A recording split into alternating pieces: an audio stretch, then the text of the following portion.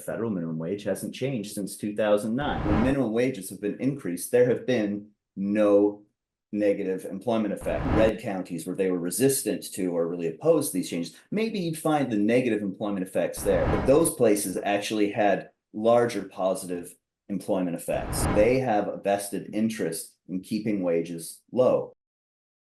I am here with Justin Wiltshire, assistant professor in the Department of Economics at the University of Victoria in British Columbia, Canada, and an affiliate of the Center on Wage and Employment Dynamics and the Institute for Research and Employment at the University of California, Berkeley, as well as someone who's done extensive research that's been covered in a multitude of publications, too many to list and quickly. So I'm very excited to have this discussion on minimum wage and the effects of raising it. But first off, I want to say thank you for joining us. Happy to be here, Brandon.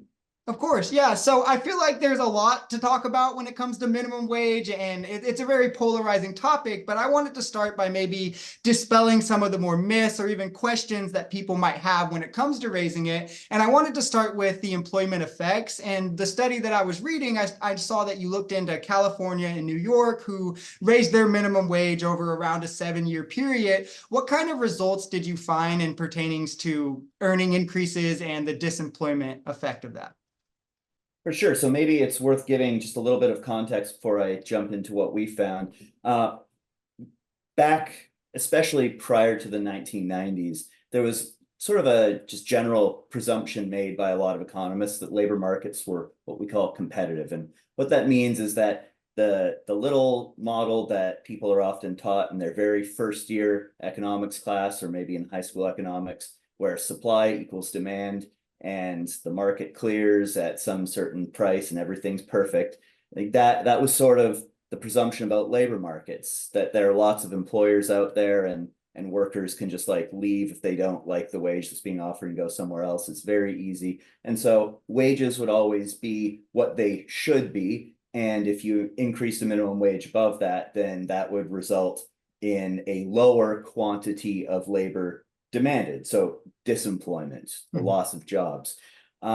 Starting in especially the 1990s, though it was proposed and talked about many decades even earlier by Joan Robinson, but especially looking in the 1990s and then again from the 2010s on, there's been a lot of empirical research which has been done very well and found actually when minimum wages have been increased, there have been no negative employment effects, or to the extent that anything was found, it was tiny and often not statistically significant.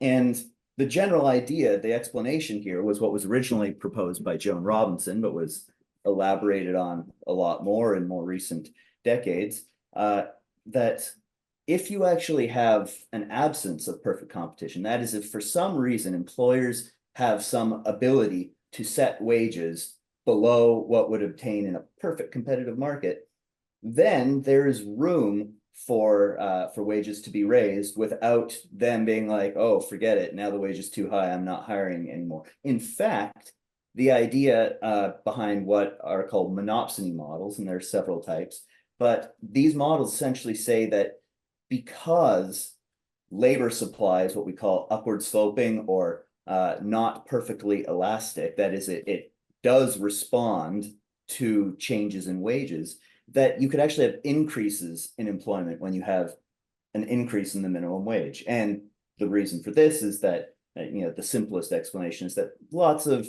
existing employees are not going to be happy if a new employee is hired on at a higher wage. They're going to be, no, if you want me to stick around, then you're going to have to pay me that higher wage too. And so the actual price of hiring someone at a higher wage without a minimum wage in place is actually going to be more than just that higher wage rate. You're actually going to have to compensate all your existing workers the difference as well. And so a lot of employers will say, forget it, I'm not going to. But if a minimum wage forces the wage for everybody there, then the employer says, okay, I'm just going to hire the right amount of people for me at that wage rate. That's the general idea.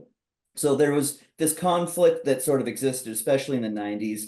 People were really questioning this, some economists, but the consensus has really shifted. In 2015, there was this survey of economists done, asked, do you think there will be large disemployment effects if the minimum wage increases substantially. And the majority of economists were like, yeah, I don't really know on that. It could go either way. Lots said, no, I don't think so.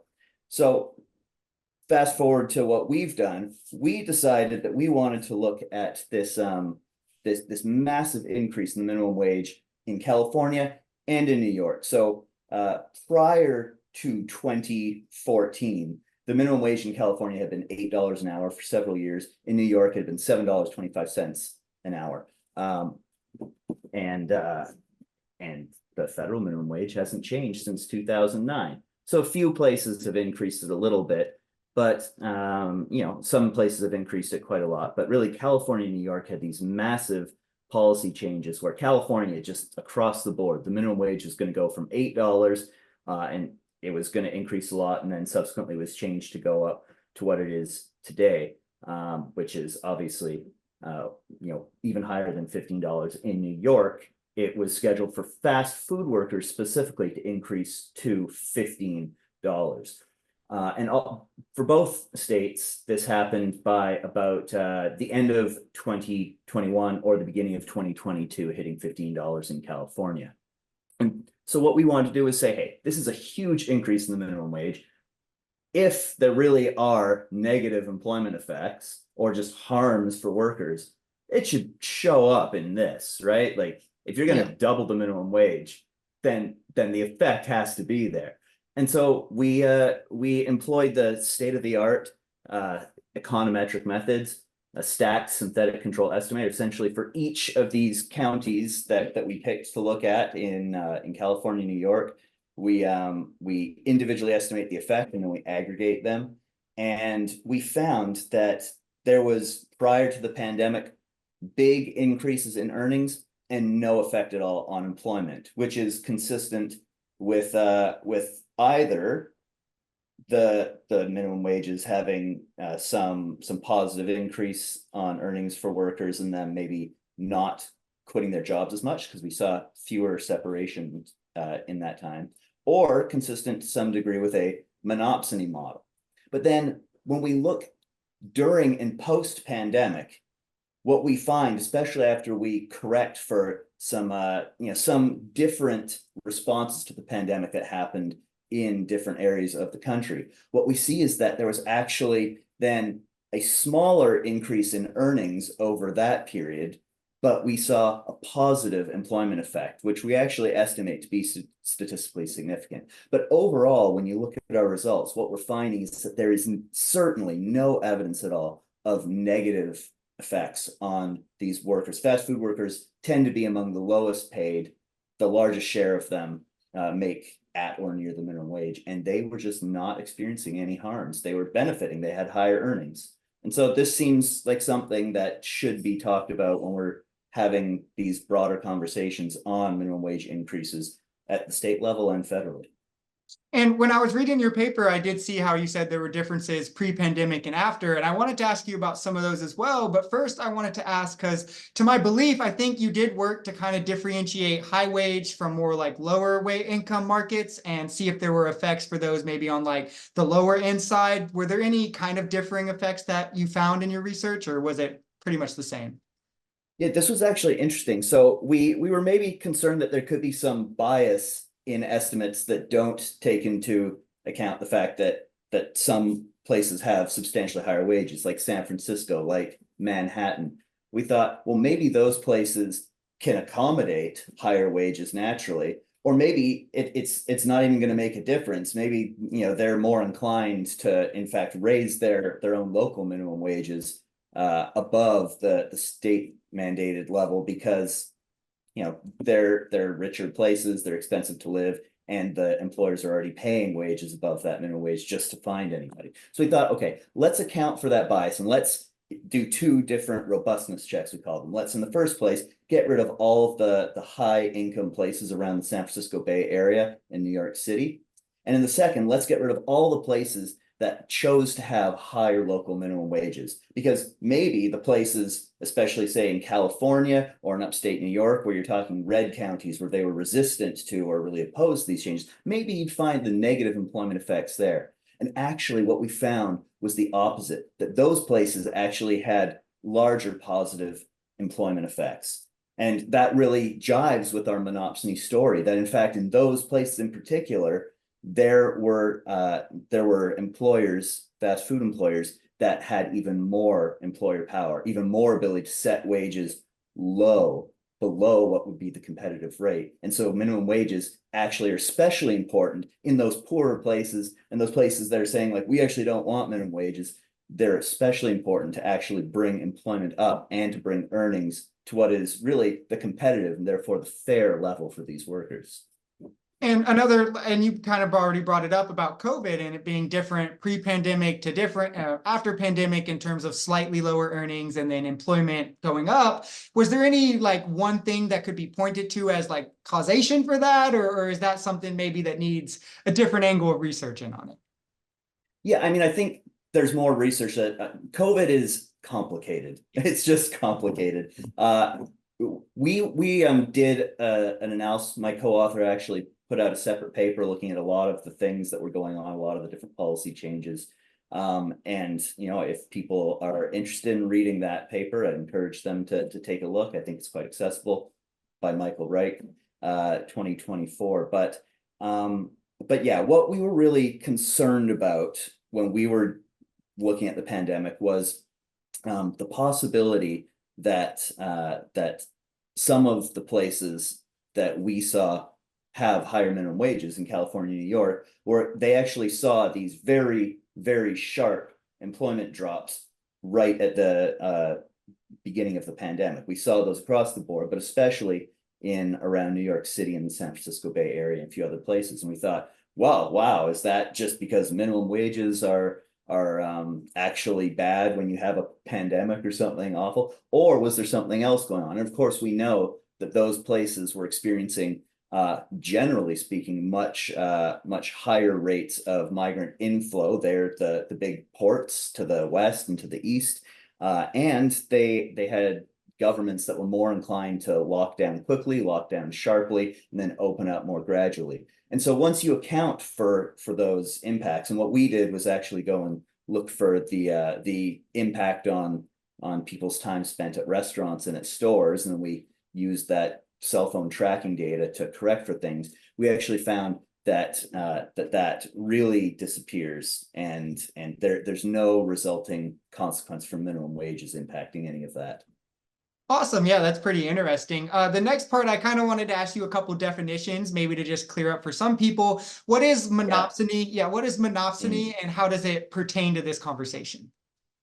So in its simplest sense, monopsony power is just employer power to set wages below the competitive rate. So if an employer has the ability to say, you're going to take this wage if you come work for me, rather than the employee saying, no, I'm going to take this higher wage and you'll accept it because I can go get it over there, and I will if you don't give it to me. If that little conversation where the employee bargains and says, no, I'm taking this wage, doesn't happen, if the employer can just say, you're going to take this low wage, then that's monopsony power. Because in theory, in a competitive market, firms don't have any power. They're just one of many firms that are looking for labor. So when, I guess, in places that raised the minimum wage, was that kind of like done away with? Is it like by different markets? How did minimum wage kind of play into that? Yeah, so like I was saying earlier, when minimum wages are set in places where there is monopsony power or just firms having that wage setting ability, you're essentially forcing employers to pay all of their employees at least that minimum wage. And so you've taken away that disincentive that they have for hiring more employees, since they have to pay everybody the new higher wage. And you have to pay a higher wage to attract another employee at the margin. If you get rid of that, then in theory, you can see positive employment effects, certainly not negative employment effects. And that is what we saw. And the fact that we saw the particularly positive, particularly large employment effect estimates in the pandemic period, once we looked only at the places that did not have high wages and did not select into local minimum wages. That really does strongly jive with our monopsony story. Essentially, minimum wages are going to result in higher earnings for workers and no negative employment effects. And what we actually saw to help look at this farther, we looked at separation rates and we said, hey, it looks like, in fact, we're finding that separation rates declined a lot. So workers are less inclined to just jump at the next opportunity they have to make a bit more if they're making a decent wage, even if it is the minimum wage. Also, firms are actually not suffering so much because they don't have to pay to recruit more people, to train people, to have low productivity from those new workers. So it's a beneficial thing for everybody. You definitely you answered my next question for me before I could ask it. It was going to be about how it affected separation rates. I guess just to kind of define it in more layman's terms, that's just people's like ability or the rate in which they leave their job, isn't it? Exactly. And in this, we didn't define it specifically whether the people are choosing to leave by quitting or whether they were fired. But generally speaking, this sharp reduction in separation rates with higher wages is strongly suggestive of these workers no longer quitting as much. Awesome. Yeah. And then how much did you see the raising in minimum wage kind of affect prices? Did it get pushed on at a rate, like was it prices rising faster than wages? Was it more negligible? About how was the effect there? Yeah, that's a really good question because a lot of people are cautioning this, especially in California with the increase in the fast food minimum wage. They're cautioning that businesses are being forced to raise their prices dramatically. And what we saw was there is absolutely evidence that prices increase some when minimum wages go up. I think it would be disingenuous for anyone to claim otherwise. Employers do say, well, if I have higher costs, then part of that is going to be borne by my consumers if I'm able. But what we found was, especially once you account for the share of revenues that go to workers, in the fast food industry, that's about 30%. Once you account for that, especially, we see that these price increases really only counted for about 50% of the minimum wage increase, about 55%. So there's still this whole big chunk of the minimum wage increase that had to be accounted for somewhere else. If these firms were not making what we call rents, sort of, an extra little bit off of their workers, then they wouldn't have been able to accommodate that. But when they are paying wages that are below the competitive rate, they have the ability to absorb these minimum wage increases and still be doing okay. And in fact, McDonald's franchisees are doing definitely okay, despite the claims that are being made. Yeah, I think McDonald's will be around, until the end, I'm sure, no matter how high wages go. Which is Right. actually kind of plays into the next question I wanted to ask. Was there anything, and this might be outside the scope of your research, but was there anything in your research or research you've done that maybe shows that there's any bit of a ceiling for raising wages? Obviously not just shooting them to the moon just because, but say they rise with worker productivity. Was there any evidence that there's some sort of like this will be as high as they can go? Yeah, no, I think it's a really interesting question that I think has fairly been asked by even some people who have seen us present this work. And the reality is we can't say what the ceiling would be. I don't think anyone thinks that you could increase minimum wages to $1 trillion an hour and still have employers saying, yeah, I'm still going to hire workers.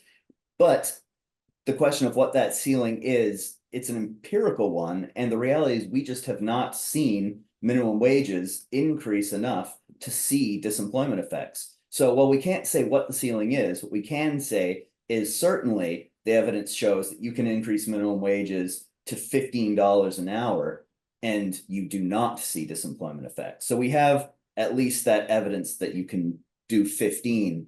So 15 is not the ceiling.